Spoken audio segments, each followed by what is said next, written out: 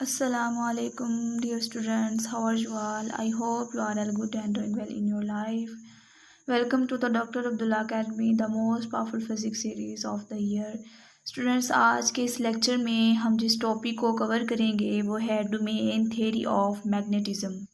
जैसे हमने पीछे पढ़ा था कि मैग्नेट जो होता है उसके अंदर वो डोमेन बन जाते हैं जिसकी वजह से वो एज अ मैग्नेट बिहेव करता है। तो आज हम इसी डोमेन के बारे में एक थ्योरी है उसको स्टडी करेंगे इंशाल्लाह। तो चलिए स्टार्ट करते हैं। बिस्मिल्लाहिर्रहमानिर्रहीम। इट इज़ ऑब्जर्व्ड, कहता है ये देखा गया है, that the magnetic field of a bar magnet, कि जो एक बार मैग्नेट है यानी जिस मैग्नेट के दो पोल होते हैं वो एक जो जैसे मैग्नेट हमने पिछले लेक्चर्स में पढ़ा था, उस मैग्नेट वो जो मैग्नेट है वो क्या करता है, is like the field produced by a solenoid. वो कहता है कि बिल्कुल वैसा ही मैग्नेट होता है जैसा कि एक सोलिनॉइड होता है। अब सोलिनॉइड क्या होता है स्टूडेंट्स? सोलिनॉइड जो होता है वो एक ऐसी लंबी एक तार कह लें या कॉइल कह लें जो मुड़ी हुई होती है और उसके अंदर से करंट का फ्लो हो रहा होता है, तो उसको हम बोलते हैं कि ये सोलिनॉइड है। कहते हैं कि जो एक बार मैग्नेट है वो बिल्कुल वैसा ही होता है जैसा कि एक लंबी करंट वाली जो है वायर होती है और कैरिंग करंट यानी जिसके अंदर से करंट बह रहा होता है। यानी इसमें जब मैग्नेट के अंदर जो सॉरी मैग्नेट का जो उसके इर्द गिर्द जो उसके मैग्नेटिक फील्ड पैदा हो जाता है, जो उसके इर्द गिर्द सर्कल बन जाता है, वो ऐसे ही है जैसा एक लंबी कॉइल के इर्द गिर्द जो है करंट गुजरने पर उसके इर्द गिर्द बन जाता है। इससे हमें पता चलता है कि जो मैग्नेटिज्म है उसका ताल्लुक डायरेक्ट हरकत करते हुए चार्जेस से होता है। आप यहाँ पर डायग्राम में देख सकते हैं, ये देखिए स्टूडेंट, ए वाली फिगर में उसने बार मैग्नेट को दिखाया है और बी वाली फिगर में उसने सोलिनॉइड को दिखाया है। तो ये देखिए, ये बार मैग्नेट का जो ये इर्द गिर्द उसके एक मैग्नेटिक फील्ड पैदा हुआ है वो बिल्कुल वैसे ही है जैसे ये सोलिनॉइड के अंदर जब करंट बहेगा तो ये देखिए इर्द गिर्द उसके इस तरह से बन जाता है। तो ये दोनों जो हैं ये कहता है कि एक दूसरे के सेम है, यानी जो बार मैग्नेट है वो सोलिनॉइड के सेम ही होता है, उसी जैसा होता है। It suggest that all magnetic effect are due to moving charges. ये इस बात को हमें बता रहा होता है या इससे ये जाहिर होता है स्टूडेंट्स के तमाम जो मैग्नेटिक जो इफ़ेक्ट्स होते हैं वो जो चार्जेस मूव करते हैं उनकी वजह से होता है। यानी चाहे वो बार मैग्नेट हो या चाहे वो करंट वाली कॉइल हो, सोलिनॉइड हो, असल में जो हर जगह पर हरकत करते हुए इलेक्ट्रॉन्स हैं वही जो मैग्नेटिज्म का असर पैदा करते हैं। ठीक है, तो पता चला कि जो मैग्नेटिज्म का असर है, चाहे वो एक बार मैग्नेट के अंदर हो या चाहे वो एक सोलिनॉइड की वायर के अंदर हो, वो जो है प्रोड्यूस होता है जब चार्जेस जो है वो मूव करेंगे। ठीक है, यहाँ पे यही कह रहा है due to the moving charges, यानी चार्जेस के मूव करने की वजह से जो ये मैग्नेटिक इफेक्ट है ये पैदा होगा दोनों के अंदर, एक बार मैग्नेट के अंदर भी और चाहे वो सोलिनॉइड हो या कॉइल हो, दोनों के अंदर चार्जेस के मूव करने की वजह से जो मैग्नेटिक इफेक्ट है वो पैदा होगा। इन केस ऑफ सोलिनॉइड के केस में क्या होता है, charges are moving in the wire, जो चार्जेस हैं वो मूव करते हैं एक तार के अंदर।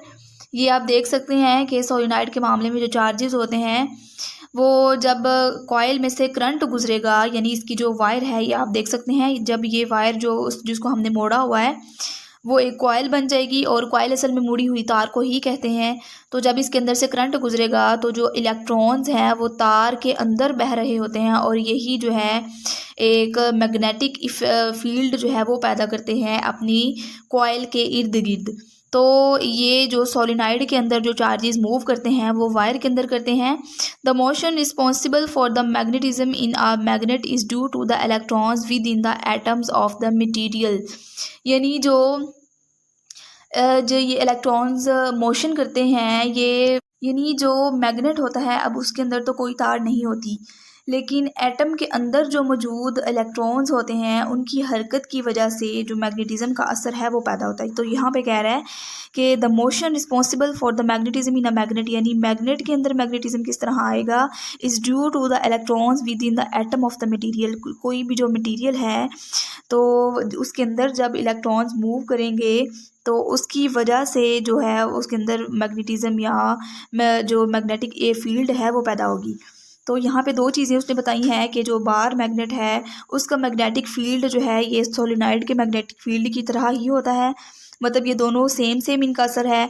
और उसने कहा कि जो सोलेनॉइड के केस में जो इलेक्ट्रॉन्स हैं वो एक वायर के अंदर मूव करते हैं जिसकी वजह से जो मैग्नेटिक इफेक्ट है वो पैदा होता है। लेकिन बार मैग्नेट के केस में चूंकि यहाँ पे वायर कोई भी नहीं लगी हुई, इसलिए यहाँ पर मैग्नेटिक फील्ड कैसे पैदा होगा कि जब इलेक्ट्रॉन्स मूव करेंगे किसी एटम्स के अंदर, मटेरियल के अंदर, तो उसकी वजह से जो है मैग्नेटिक फील्ड पैदा होगा। आगे चलते हैं स्टूडेंट। वी नो, हम अच्छी तरह जानते हैं that an electron is a charge particle. हम जानते हैं कि जो इलेक्ट्रॉन है वो चार्ज रखने वाला एक छोटा सा ज़र्रा होता है, एक पार्टिकल होता है। यानी हर इलेक्ट्रॉन के अंदर जो है वो नेगेटिव चार्ज मौजूद होता है, और यही जो चार्ज है यानी नेगेटिव चार्ज ये हरकत करके, मूवमेंट करके जो मैग्नेटिक इफ़ेक्ट है वो पैदा करता है।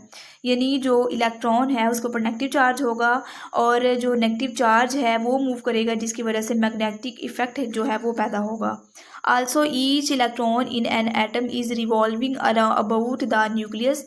इसी तरह स्टूडेंट हमने पढ़ा कि जो हर इलेक्ट्रॉन है वो एटम के अंदर न्यूक्लियस के गिर्द घूम रहा होता है। ये आप देख सकते हैं, ये एक एटम है, ये इसका न्यूक्लियस है, और जो इलेक्ट्रॉन है वो मूव करेगा न्यूक्लियस के इर्द गिर्द। तो हमने देखा कि इलेक्ट्रॉन जो है वो मैग्नेट के अंदर किस तरह उसके अंदर मैग्नेटिक फील्ड पैदा होगा इलेक्ट्रॉन्स की मूवमेंट की वजह से। और जो इलेक्ट्रॉन मूव करते हैं एक न्यूक्लियस के गिर्द और उनके ऊपर एक नेगेटिव चार्ज होता है। आगे देखते हैं, and at the same point it is spinning about an axis through it. अब स्टूडेंट जो इलेक्ट्रॉन होता है वो दो तरह की मूवमेंट कर रहा होता है, एक वो न्यूक्लियस के इर्द गिर्द घूम रहा होता है और दूसरा जो है वो अपने एक एक्सिस के इर्द गिर्द घूम रहा होता है। जैसे स्टूडेंट हमने ज़मीन और सूरज के केस में पढ़ा कि जो ज़मीन है वो सूरज के इर्द गिर्द भी घूम रही होती है और अपने एक्सिस के इर्द गिर्द भी घूम रही होती है। ठीक है, अपना एक्सिस मतलब अपने एक जो उनकी एक मिड पोजीशन है उस पर रहते हुए इर्द गिर्द घूम रही है, और दूसरा वो एक जो है न्यूक्लियस के इर्द गिर्द भी घूम रही होती है। अब स्टूडेंट्स जो एक्सिस के इर्द घूमना है वो कैसा होता है, जैसे जो बॉयज़ होते हैं वो अपने फिंगर के ऊपर फुटबॉल को बैलेंस करके इस तरह घुमा रहे होते हैं, तो फिंगर की टिप के ऊपर जो फुटबॉल है वो मूव करेगा, राउंड करेगा, तो वो अपनी वस्ती पोजीशन यानी एक्सिस के इर्द गिर्द जो है मूव करेगा, तो उसको हम कहेंगे कि ये अपने एक्सिस के गिर्द रोटेट कर रहा है। लेकिन अगर वही फुटबॉल किसी बॉडी के इर्द गिर्द राउंड करेगा, जैसे कोई बॉल है वो एक गोल दायरे के अंदर चक्कर लगा रहा है, तो वो होगा कि वो उसके गिर्द राउंड चक्कर लगा रहा है। लेकिन अगर वो अपने एक्सिस के गिर्द रोटेट करेगा तो उसको कहेंगे कि ये एक्सिस के गिर्द इसकी मोशन हो रही है। तो इलेक्ट्रॉन के केस में भी यही है कि इलेक्ट्रॉन दो तरह की मोशन कर रहा होता है, एक तो वो न्यूक्लियस के इर्द गिर्द चक्कर लगा रहा होता है और दूसरा वो अपनी जगह पर रहते हुए ही घूमता रहता है। तो ये जो दोनों मूवमेंट्स हैं, यानी एक न्यूक्लियस के इर्द गिर्द और दूसरा अपने ही पॉइंट के इर्द गिर्द, ये दोनों मूवमेंट मिलकर एक मैग्नेट के अंदर मैग्नेटिक फील्ड पैदा करती हैं। आगे देखते हैं, the rotation and spinning both give rise to a magnetic field. जो इलेक्ट्रॉन है उसका घूमना अपनी जगह पर और किसी न्यूक्लियस के गिर्द घूमना, ये दोनों मिलकर एक मैग्नेटिक फील्ड पैदा करते हैं।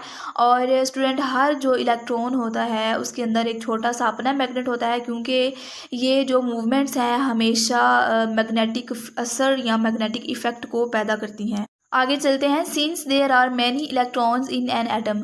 अब स्टूडेंट वो कह रहा है कि जैसे हमने देखा, अब यहाँ पे बेसिकली हम देख रहे हैं कि मैग्नेट के अंदर मैग्नेटिक फील्ड किस तरह से पैदा होता है। हमने देखा कि जो भी मटेरियल है उसके अंदर इलेक्ट्रॉन्स मौजूद होंगे, एटम्स मौजूद होंगे, और इलेक्ट्रॉन्स के ऊपर जो है वो नेगेटिव चार्जेस होंगे और वो एक न्यूक्लियस के इर्द गिर्द घूम रहे होंगे और उनकी दो मोशंस होती हैं, वो भी हमने देख लिया। अब कहता है कि किसी भी मटेरियल के अंदर एक एटम थोड़ी होगा, उसके अंदर कोई ज़्यादा एटम्स मौजूद हो सकते हैं, और फिर एक एटम के अंदर एक से ज़्यादा इलेक्ट्रॉन्स भी मौजूद हो सकते हैं। और जब ज़्यादा इलेक्ट्रॉन्स मौजूद होंगे तो क्या होगा, their rotations and spins may be so oriented to strength and the magnetic effects, कि जो बहुत ज़्यादा जब इलेक्ट्रॉन्स मिल जाएंगे तो जो इनकी न्यूक्लियस के इर्द गिर्द मोशन है और जो अपनी ये एक्सिस के गिर्द मोशन करते हैं, ये आपस में मिलकर जो है मैग्नेटिक के असर को क्या करती हैं, स्ट्रेंथन कर देती हैं, उसको बढ़ा देती हैं। क्योंकि अगर एक इलेक्ट्रॉन जो है वो हिस्सा डालता अपना, तो मैग्नेटिक फील्ड जो थी वो इतनी स्ट्रॉन्ग पैदा नहीं होनी थी। इसलिए ज़्यादा इलेक्ट्रॉन जो है वो अपनी मोशन को यूज़ करते हुए एक स्ट्रॉन्ग मैग्नेटिक इफेक्ट को पैदा करते हैं म्यूचुअली और to cancel the effects of another. तो जब ये दो जो इनका मैग्नेटिक असर जो है वो मिलकर पैदा होता है, तो कभी कभी ये क्या करते हैं म्यूचुअली यानी मिलकर ये ज़्यादा ये स्ट्रेंथन कर देते हैं। और मतलब दूसरा केस भी हो सकता है to cancel the effects of one another, और कभी कभी ऐसा होता है कि ये एक दूसरे के असर को कैंसल आउट भी कर देते हैं। अब कैंसल आउट स्टूडेंट किस तरह से करते हैं, यहाँ देखिए ये इलेक्ट्रॉन जो है ये इस डायरेक्शन में मूव कर रहा है, तो इसकी जो डायरेक्शन होगी वो इस तरफ होगी, और ये इलेक्ट्रॉन जो है ये इस जानिब मूव कर रहा है और इसकी डायरेक्शन जो है वो इस जानिब होगी। तो ये देखिए स्टूडेंट, इन दोनों की जो डायरेक्शन है वो सेम नहीं है, एक दूसरे के अगेंस्ट है। सो ये एक दूसरे के असर को कैंसल आउट कर देंगी। लेकिन अगर दोनों इलेक्ट्रॉन एक ही डायरेक्शन में मूव कर रहे हैं, ये देखिए आप, ये दोनों एक ही डायरेक्शन में मूव कर रहे हैं, तो जब एक ही डायरेक्शन में मूव करेंगे तो जो इनका इफेक्ट है वो सम अप हो जाएगा, और जिसकी वजह से जो मैग्नेटिक फील्ड है वो स्ट्रेंथन हो जाएगी। तो यही बात यहाँ पे कह रहा है कि कभी कभी ऐसा होता है कि इलेक्ट्रॉन्स की जो मूवमेंट है वो एक पैदा करती हैं एक स्ट्रेंथन मैग्नेटिक फील्ड इफेक्ट को, और कभी कभी ऐसा होता है कि ये एक दूसरे के असर को कैंसिल भी कर देते हैं। तो इससे जो है मैग्नेटिक जो इफ़ेक्ट है वो कभी कभी बहुत ताकतवर भी हो जाता है, लेकिन कभी कभी जो है बिल्कुल ख़त्म हो जाता है, या उसका जो इफ़ेक्ट है उसको बिल्कुल कम कर देते हैं।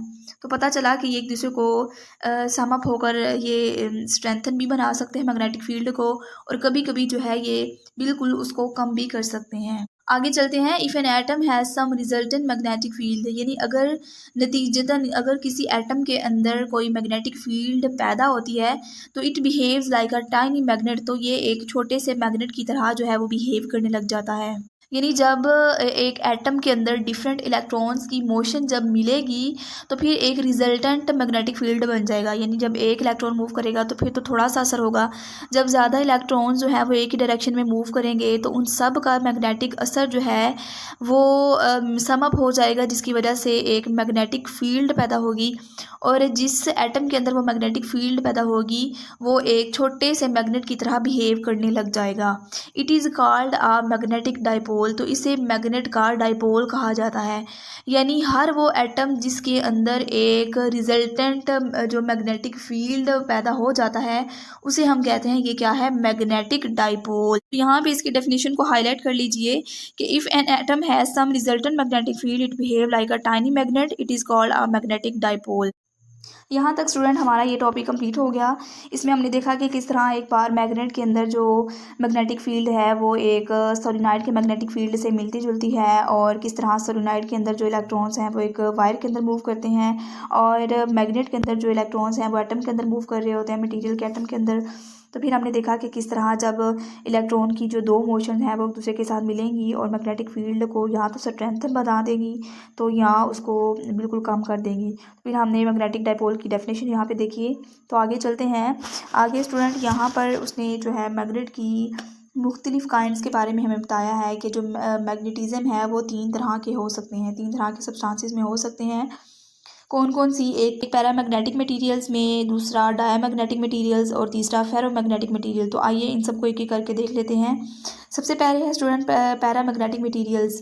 पैरामैग्नेटिक मटेरियल्स को देखते हैं कि if the orbital and spin axis of the electron in an atom are so oriented, कि अगर किसी एटम के अंदर, जैसा हमने ऊपर पढ़ा कि एटम के अंदर जो इलेक्ट्रॉन्स हैं वो मूव कर रहे होते हैं दो तरह से, एक वो न्यूक्लियस के गिर्द मूव कर रहे होते हैं और दूसरा वो अपने एक्सिस के गिर्द रोटेट कर रहे होते हैं। तो अगर किसी एटम के अंदर जो इलेक्ट्रॉन्स हैं वो ऑर्बिटल और जो उनकी एक्सिस के गिर्द मोशन है वो इस तरह से तरतीब पाएँ कि मतलब एक बिल्कुल एक ख़ास सीधे में, यानी उन दोनों की डायरेक्शन जो है वो सेम हो, एक जैसे तरीके से इलेक्ट्रॉन मूव करे, तो तब क्या होगा कि उनका जो असर है, जो उनका इफ़ेक्ट है वो एक दूसरे के साथ मिल जाएगा, तो एक स्ट्रॉन्ग जो है वो मैग्नेटिक फील्ड पैदा होगा। That their field support one another, के उनका जो फील्ड है वो एक दूसरे को सपोर्ट करेगा। सपोर्ट किस तरह करेगा कि जो एक इलेक्ट्रॉन है जब वो मोशन करेगा और मोशन करने की वजह से उसके अंदर मैग्नेटिक असर आ जाएगा, तो एक मैग्नेट का जो मैग्नेटिक असर है वो दूसरे एटम के मैग्नेटिक असर के साथ मिल जाएगा। इस तरह मिलते मिलते वो पूरा एटम जो है वो एक स्ट्रॉन्ग जो मैग्नेट है वो बन जाता है। And the atom behaves like a tiny magnet, और जो एक एटम है वो एक छोटे से मैग्नेट की तरह बिहेव करने लग जाता है, और वह खुद एटम जो है वो एक छोटा नन्हा सा मैग्नेट बन जाता है। The materials with such atoms are called paramagnetic materials. इस तरह के एटम्स के से जो बनने वाले मटीरियल्स हैं उन्हें हम क्या कहते हैं, पैरामैग्नेटिक मटीरियल्स।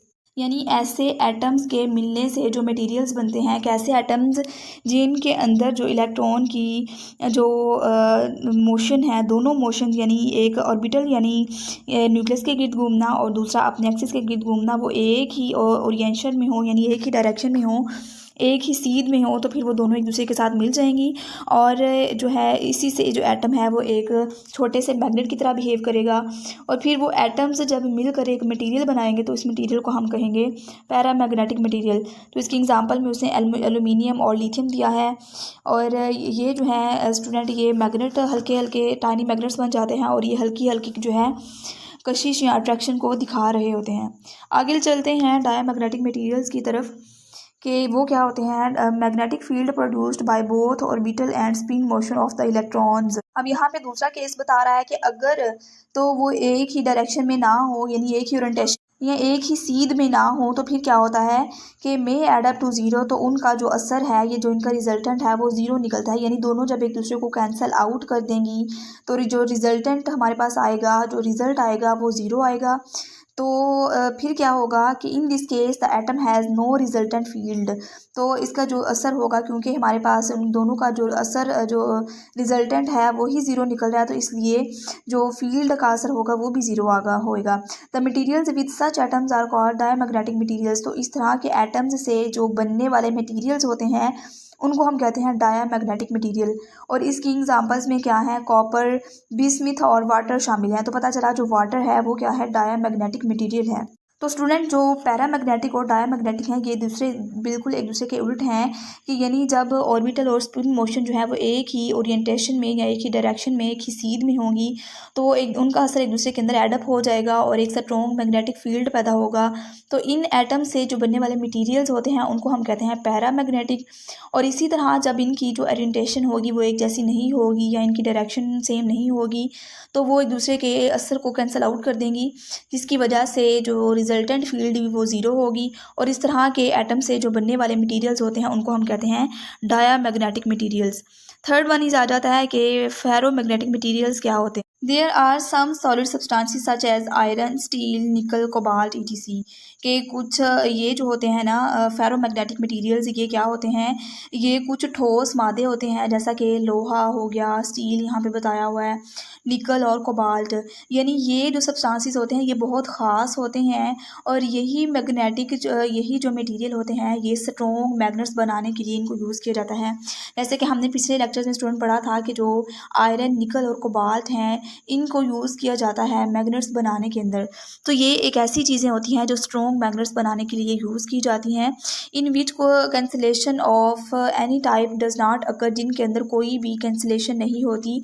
यानी जो एटम्स ऑर्बिट गर्दिश कर रहे हैं न्यूक्लियस के इर्द गिर्द और मोशन कर रहे हैं अपने एक्सिस के इर्द गिर्द, उनके अंदर कोई भी कैंसिलेशन नहीं होती और वो क्या करते हैं, मिल जाते हैं for larger group of neighbouring atoms of the order of 10⁻16। यानी जो नेबरिंग एटम्स होते हैं वो क्या करते हैं 10⁻16 की तादाद में, यानी इस कदर तादाद में वो क्या करते हैं ऑर्डर में एक दूसरे का जो असर है वो उसको कैंसल आउट नहीं करते, because they have electron spins that are naturally aligned parallel to each other. ये ऐसा क्यों होता है, क्योंकि जो इलेक्ट्रॉन्स होते हैं स्टूडेंट वो एक ही डायरेक्शन में मूव कर रहे होते हैं। तो जब वो एक ही डायरेक्शन में अलाइन होंगे, एक दूसरे के पैरेलल होंगे, तो इनकी जो स्पिन मोशन है या जो इनकी ऑर्बिटल मोशन है वो इकट्ठी हो जाएगी और इकट्ठी होकर एक स्ट्रॉन्ग मैग्नेटिक फील्ड को पैदा कर देंगे। तो मतलब ये कि एक दूसरे के साथ मिलकर एटम्स जो हैं वो 10⁻16 से मुराद यह है कि करोड़ों खरबों की तादाद में जो मैग्नेटिक फील्ड हैं या एक दूसरे के असर को कैंसिल आउट नहीं करते, बल्कि मैग्नेटिज़्म को और भी ज़्यादा स्ट्रॉन्ग बना देते हैं। और ये जो होते हैं, ये इलेक्ट्रॉन्स एक ही डायरेक्शन में मूव कर रहे होते हैं, इसलिए ये एक दूसरे के असर को कैंसिल आउट नहीं करते। These are known as ferromagnetic materials, इनको फेरोमैग्नेटिक मटीरियल्स कहा जाता है। ये कौन कौन से हो सकते हैं? आयरन, स्टील, निकल और कोबाल्ट वगैरह। The group of atoms in this type of material form a region of about 0.1 millimeter size that is highly magnetized. यानी जो इस तरह के मटेरियल्स होते हैं ना, फेरोमैग्नेटिक मटेरियल्स, इनके अंदर जो एटम्स होते हैं ना, वो अपने छोटे छोटे रीजन्स बना लेते हैं, और जिनकी जो लेंथ होती है वो कितनी होती है? 0.1 मिलीमीटर, यानी बहुत छोटी लेंथ होती है। और इस साइज़ तक वो अपने रीजन छोटे छोटे बना लेते हैं एटम्स मिलकर। तो फिर क्या होता है? दैट इज़ हाईली मैग्नेटाइज्ड, जो कि बहुत ज़्यादा मैग्नेटाइज होते हैं, यानी उनके अंदर जो है बहुत ज़्यादा मैग्नेटिक पावर्स मौजूद होती हैं, और इन छोटे छोटे हिस्सों को डोमेन्स कहा जाता है। This region is called a magnetic domain, यानी इनको मैग्नेटिक डोमेन कहा जाता है। Each domain behaves as a small magnet, हर डोमेन जो है वो एक छोटे से मैग्नेट की तरह बिहेव कर रही होती है with its on north and south pole. और हर डोमेन जो है उसका अपने दोनों पोल होते हैं, एक नॉर्थ पोल और दूसरा साउथ पोल होते हैं। चूँकि हर डोमेन एक अपने अंदर एक मैग्नेट की तरह बिहेव कर रही होती है, इसीलिए जो मैग्नेट है उसके तो दोनों पोल्स होते हैं। फिर इसलिए जो डोमेन होती है वो भी दोनों डोमेन रखती है, यानी साउथ पोल और नॉर्थ पोल दोनों पोल रखती है। यानी जो एक फेरो मैग्नेट मटेरियल होता है, उसके अंदर लाखों छोटे छोटे जो मैग्नेट्स हैं, यानी उनके डोमेन्स बन जाती है। जैसे हमने यहाँ पे पढ़ा कि 10⁻16, यानी लाखों करोड़ों की तादाद में छोटे छोटे छोटे छोटे डोमेन बन जाते हैं, और हर डोमेन एक मैग्नेट की तरह बिहेव करता है। तो पता चला कि जो फेरोमैग्नेटिक मटेरियल है उसके अंदर लाखों करोड़ों की तादाद में छोटे छोटे छोटे छोटे मैग्नेट्स बन जाते हैं, और ये बिल्कुल छुपे हुए होते हैं, हमें वाज़ह तौर पर नज़र नहीं आ रहे होते। तो जब ये सारे मिलकर एक लाइन में आ जाते हैं तो एक पूरा एक पावरफुल मैग्नेट बना देते हैं, तो उसी को ही कहते हैं परमानेंट मैग्नेट या पावरफुल मैग्नेट। ये आप फिगर में देख सकते हैं स्टूडेंट कि ये डोमेन्स बनी है, यानी ये देखिए हिस्से बन गए हैं छोटे छोटे, ये 0.1 मिलीमीटर के साइज़ के, और हर हिस्सा जो है वो एक मैग्नेट की तरह बिहेव करता है, और उसके दो जो है पोल्स होते हैं, एक नॉर्थ पोल और दूसरा साउथ पोल। तो ये था कि डोमेन्स क्या होती हैं। डोमेन्स का आपको यहाँ पर थोड़ा बहुत कॉन्सेप्ट समझ में आ गया होगा कि फेरोमैग्नेटिक मटेरियल्स के अंदर डोमेन क्या होती हैं। तो ये था स्टूडेंट 3, इसके अंदर हमने टाइप्स पढ़ी, और अगले लेक्चर में हमने अलाइनमेंट ऑफ डोमेन्स को स्टडी करेंगे इंशाल्लाह। इन तीनों में हमने ये देखा कि जब एटम की दोनों मोशन उनकी डायरेक्शन जो है वो सेम होगी, तो फिर क्या होंगी? ये एक दूसरे के अंदर एडअप हो जाएंगी और मैग्नेटिक एक फील्ड को स्ट्रॉन्ग बना देंगी। तो इस एटम से बनने वाले जो मटेरियल होते हैं उनको कहते हैं पैरामैग्नेटिक मटेरियल। लेकिन अगर उनकी डायरेक्शन सेम नहीं होगी तो वो एक दूसरे को कैंसल आउट कर देंगी, जिसकी वजह से मैग्नेटिक फील्ड का असर ज़ीरो होगा, और इस तरह के एटम से बनने वाले जो मटेरियल होते हैं उनको कहते हैं डायामैग्नेटिक मटेरियल्स। इसी तरह जो फेरोमैग्नेटिक मटेरियल्स होते हैं, इनके अंदर आयरन, निकल, कोबाल्ट, इस तरह के मटेरियल्स आ जाते हैं, और चूँकि हमने पढ़ा कि ये स्ट्रॉन्ग होते हैं और स्ट्रॉन्ग मैग्नेट बनाने के लिए यूज़ किए जाते हैं। और फिर इसके अंदर जो है हमने ये देखा कि ये एक दूसरे के जो मोशन है उसको कैंसल आउट नहीं करते, बल्कि एडअप होकर एक स्ट्रॉन्ग मैग्नेटिक फील्ड को प्रोड्यूस करते हैं। फिर हमने इसके अंदर देखा कि इसके अंदर जो छोटे छोटे लाखों और करोड़ों की तादाद में छोटे छोटे हिस्से बन जाते हैं 0.1 मिलीमीटर की साइज़ के, और उनको क्या कहा जाता है? डोमेन्स। और हर डोमेन जो है वो एक मैग्नेट की तरह बिहेव करता है, और हर डोमेन के अपने दो पोल्स होते हैं। आई होप स्टूडेंट्स कि आपको ये वाला लेक्चर अच्छे से समझ आया होगा। अगर समझ आया हो तो एक प्यारा सा कमेंट लिखिए और लाइक कीजिए, और अपने दोस्तों के साथ शेयर कीजिए।